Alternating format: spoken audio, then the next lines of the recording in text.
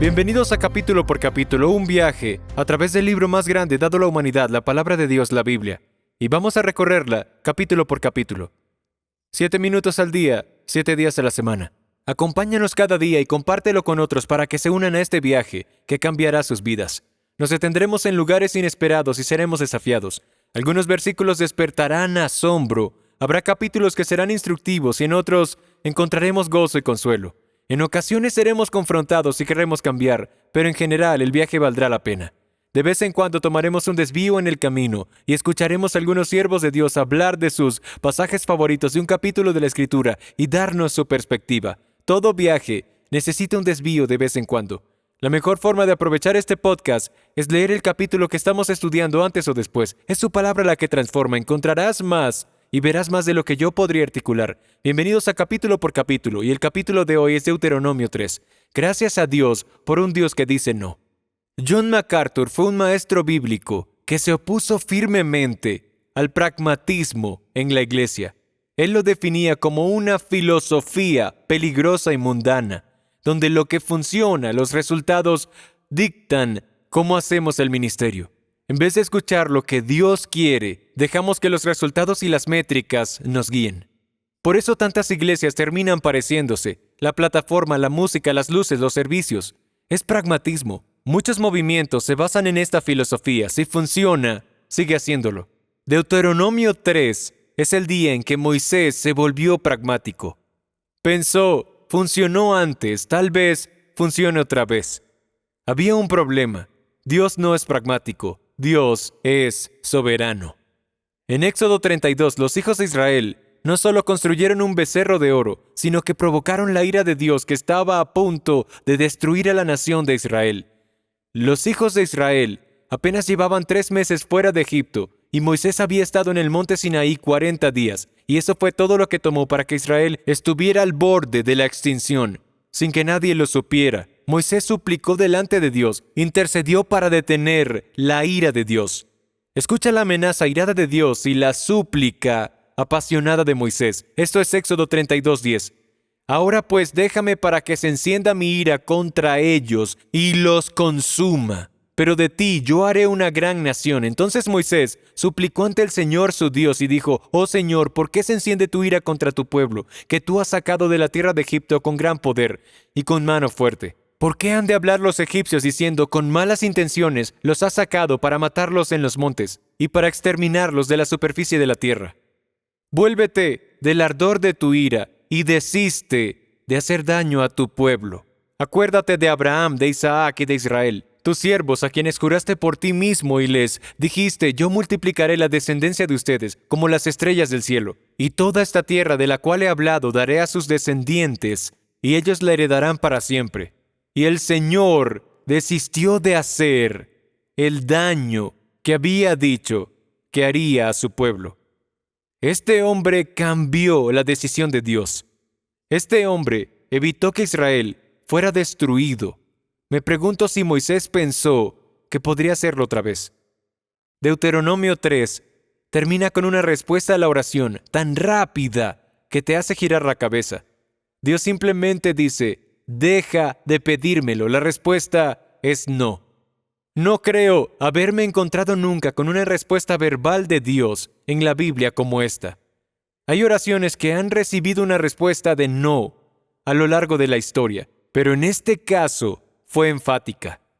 Tengo la sospecha de que Moisés pensó que podría cambiar la decisión de Dios una vez más. Moisés falló.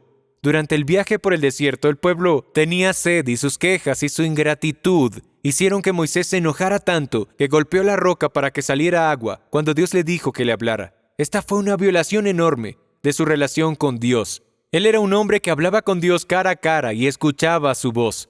Que actuara de manera independiente por su propia cuenta fue algo muy grave, porque estaba poniendo sus acciones al mismo nivel de lo que Dios le pedía. Tener el privilegio de recibir instrucciones de Dios y hacer de manera desafiante lo que tú sientes le costó a Moisés la entrada a la tierra prometida. Números 20:12. Y el Señor dijo a Moisés y a Aarón: porque ustedes no me creyeron a fin de tratarme como santo ante los ojos de los israelitas, por tanto no conducirán a este pueblo a la tierra que les he dado.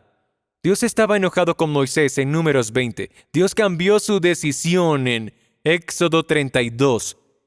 Y me pregunto si Moisés pensó, lo intentaré.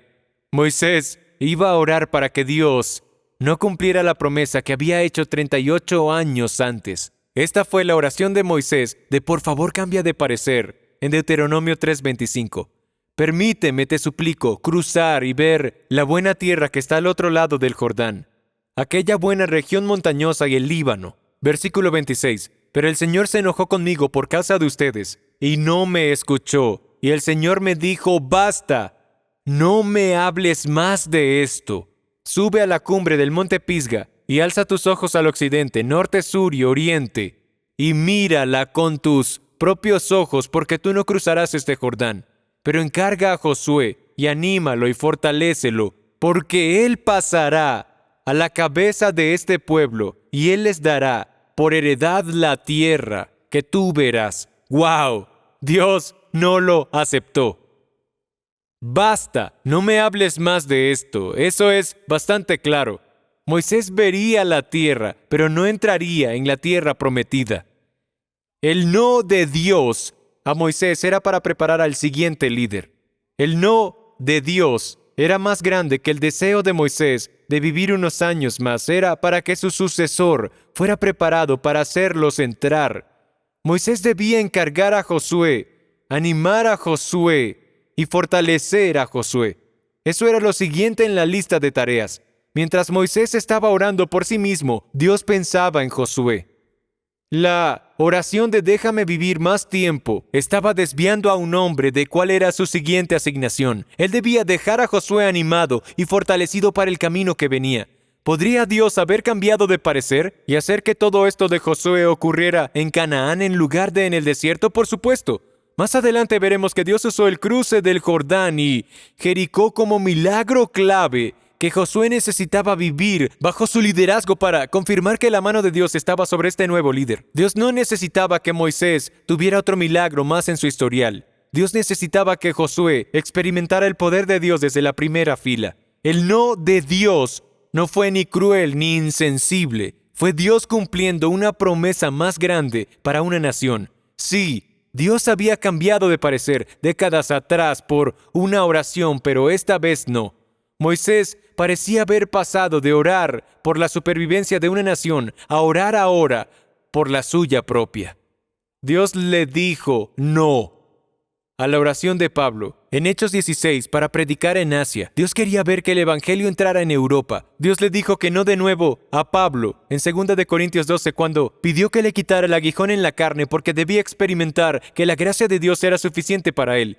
Dios le dijo que no a Abraham en Génesis 17 sobre que Ismael fuera el hijo de la promesa porque Dios haría un milagro en el vientre de una mujer de 90 años.